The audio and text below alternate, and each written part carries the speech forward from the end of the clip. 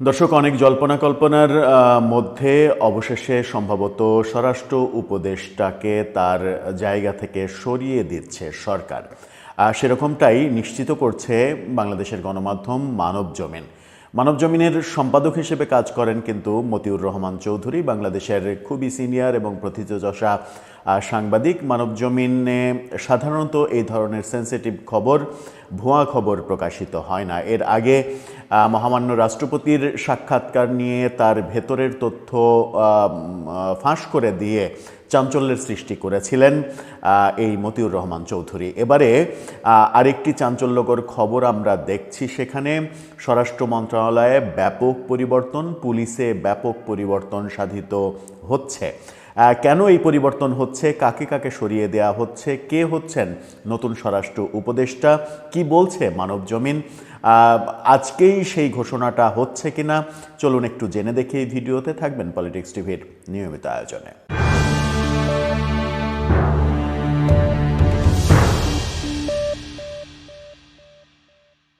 দর্শক, বলছিলাম বাংলাদেশের গণমাধ্যম মানবজমিন বলছে স্বরাষ্ট্র উপদেষ্টা অবসরপ্রাপ্ত লেফটেন্যান্ট জাহাঙ্গীর আলম চৌধুরীকে সরিয়ে দেয়া হচ্ছে। এই সিদ্ধান্ত আজকেই ঘোষণা করা হবে বলেও মানবজমিন বলছে। মানবজমিনের শিরোনামটা দেখলেই আপনারা বুঝতে পারবেন, সেখানে বলা হচ্ছে উপদেষ্টা পরিষদে রদবদল। তার মানে অন্য আরেকজন উপদেষ্টাকে উপদেষ্টা পরিষদের মধ্য থেকেই আরেকজনকে স্বরাষ্ট্র মন্ত্রণালয়ের দায়িত্ব দেয়া হচ্ছে। কে তিনি? চলুন একটু জেনে দেখি, সাথে আরও কিছু চমক আছে। বলা হচ্ছে উপদেষ্টা পরিষদের গুরুত্বপূর্ণ পদে রদবদল আনা হচ্ছে। এছাড়া পুলিশের উচ্চ পদেও রদবদলের সিদ্ধান্ত হয়েছে বলছে মানবজমিন, মানে সিদ্ধান্ত হয়ে গেছে। আজই এই পরিবর্তন হচ্ছে বলে সরকারের নির্ভরযোগ্য সূত্র মানবজমিনকে নিশ্চিত করেছে। অর্থাৎ আজকেই ঘোষণা হবে। এই ভিডিওটা দেখার পরে কোনো একটা সময় হয়তো এই ঘোষণাটা আপনারা শুনতে পারবেন।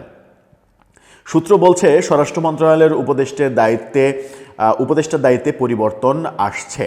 বর্তমান স্বরাষ্ট্র উপদেষ্টা লেফটেন্যান্ট জেনারেল অবসরপ্রাপ্ত জাহাঙ্গীর আলম চৌধুরীর স্থলে নতুন স্বরাষ্ট্র উপদেষ্টা হচ্ছেন নাকি নিরাপত্তা উপদেষ্টা ডক্টর খলিলুর রহমান।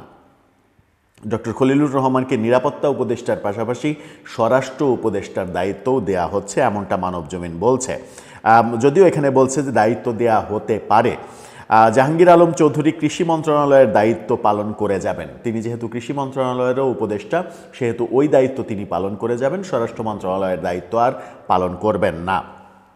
এর বাইরেও প্রধান উপদেষ্টার স্বরাষ্ট্র মন্ত্রণালয় সংক্রান্ত যিনি বিশেষ সহকারী খোদাবক্স চৌধুরী, তাকে দায়িত্ব থেকে অব্যাহতি দেয়া হতে পারে বলে আলোচনা আছে। অর্থাৎ খোদাবক্স চৌধুরীকেও দায়িত্ব থেকে সরিয়ে দেওয়া হচ্ছে। অর্থাৎ তার মানে এই বক্তব্যে মনে হচ্ছে তার চাকরি ক্যান্সেল করে দেয়া হচ্ছে। অর্থাৎ অন্য কোনো দায়িত্বে তাকে সরানো হচ্ছে না, দায়িত্ব থেকেই অব্যাহতি দেয়া হচ্ছে। ইনকিলাব মঞ্চের মুখপাত্র শরীফ ওসমান হাদি হত্যাকাণ্ডের জেরে সংগঠনটির দাবির মুখে স্বরাষ্ট্র মন্ত্রণালয়ে এই ব্যাপক পরিবর্তন আনা হচ্ছে বলে সূত্রের দাবি। এছাড়া নির্বাচন পরিস্থিতি সামনে রেখে পুলিশের শীর্ষ পদে পরিবর্তন আনা হচ্ছে। শীর্ষ পদে পরিবর্তন মানে পুলিশের আইজিপিও কি পরিবর্তিত হয়ে যাবে? পুলিশের শীর্ষ পদ বলতে সর্বোচ্চ পদ তো আইজিপির পদ, সেই পদটাতেও কি আমরা নির্বাচনের আগে একটা পরিবর্তন দেখব? সেটা একটা বড় প্রশ্ন। সংস্থাটির উচ্চ পর্যায়ে বড় ধরনের রদবদলের সরকারি সিদ্ধান্ত আজই জানা যাবে। বড় ধরনের রদবদলের কথা বলা হচ্ছে উচ্চ পর্যায়ে। এই খবর যখন আমরা দেখছি তখন প্রশ্ন আসবেই যে স্বরাষ্ট্র মন্ত্রণালয়ে এই যে ব্যাপক পরিবর্তন আনা হচ্ছে, এই পরিবর্তন কি রাজনৈতিক দলগুলোর সঙ্গে আলোচনা করে আনা হচ্ছে, নাকি সরকার একা একাই সিদ্ধান্ত নিচ্ছেন?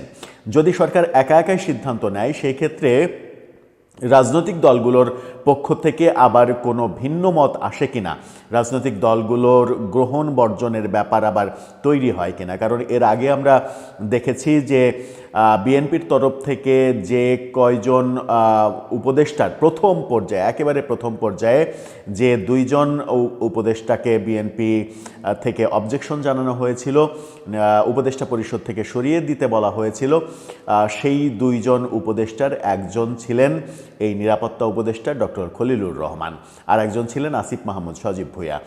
ডক্টর খলিলুর রহমানের পদত্যাগ চেয়েছিল বিএনপি, আমরা এটা দেখেছি। নানাভাবে নানা চড়াই উতরাই গিয়েছে, অনেকেই ডক্টর খলিলুর রহমানের সমালোচনা করেছেন। এরপরে আমরা দেখেছি লন্ডন বৈঠকে প্রধান উপদেষ্টার সঙ্গে তারেক রহমানের যে লন্ডন বৈঠক হলো, সেই লন্ডন বৈঠকে কিন্তু তারেক রহমানকে এগিয়ে নিয়ে আসা, প্রধান উপদেষ্টার সঙ্গে তার বৈঠকের সময় উপস্থিত থাকা, বৈঠক পরবর্তীতে যৌথ প্রেস ব্রিফ করা, সেই সমস্ত কর্মকাণ্ডে মুখ্য ভূমিকা পালন করতে দেখেছিলাম আমরা নিরাপত্তা উপদেষ্টা ডক্টর খলিলুর রহমানকে।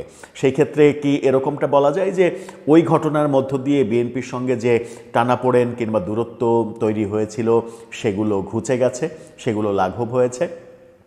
এই আলোচনা যখন দৈনিক মানবজমিন সামনে নিয়ে এসেছে, তখন আল জাজিরার অনুসন্ধানী সাংবাদিক জুলকারনায়েন শাহের ফেসবুকে একটা পোস্ট দিয়েও এই ব্যাপারটা ইঙ্গিত দিয়েছেন।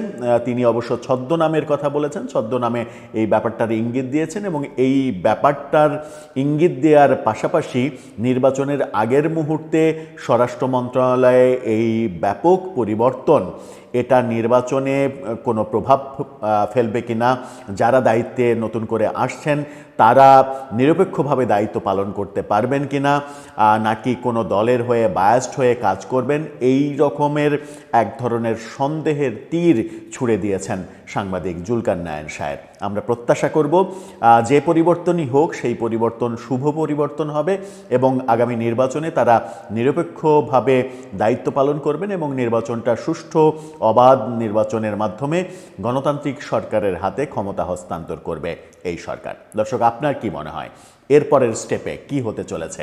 এই পরিবর্তন কি নিরপেক্ষভাবেই এগোবে, নাকি কোনো বিশেষ দলের কিংবা বিশেষ গোষ্ঠীর সুবিধা হবে, কোনো দলের বিপক্ষে চলে যাবে? আপনার মতামত জানিয়ে লিখতে পারেন আমাদের কমেন্ট বক্সে।